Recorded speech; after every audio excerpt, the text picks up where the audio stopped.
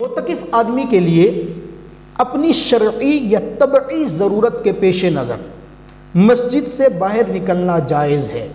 اس کے علاوہ اگر وہ مسجد سے نکلے گا تو اعتکاف ٹوٹ جائے گا، اور اعتکاف ٹوٹنے کے بعد کیا احکام ہے، قضا لازم ہوگی یا نہیں، یہ سب جاننے کے لیے ہماری وہ ویڈیوز جو نیچے ڈیٹیل کے اندر موجود ہیں، ان کے لنک موجود ہیں، آپ ان کو سنیے، چینل کو سبسکرائب کیجئے، آپ کو معلوماتی ویڈیوز ہماری ملتی رہیں گی۔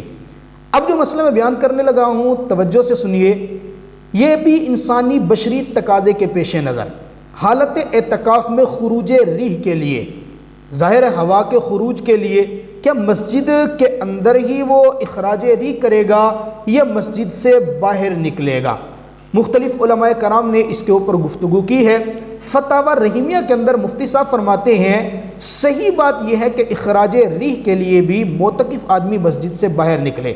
امداد الفتاوی کے اندر بھی حضرت اقدس مولانا تھانوی رحمۃ اللہ علیہ یہی فرماتے ہیں زیادہ صحیح قول یہی ہے کہ خروج ریح کے لیے بھی مسجد سے باہر نکلے، کیونکہ مسجد عبادت کا گھر ہے، اللہ کا گھر ہے، عبادت کی جگہ ہے، وہاں پر بدبو ڈالنا اس سے یہ اچھی بات نہیں ہے۔ اس کے لیے مسجد سے باہر نکلے، اپنی حاجت پوری کرے اور اس کے بعد مسجد کے اندر تشریف لے آئے۔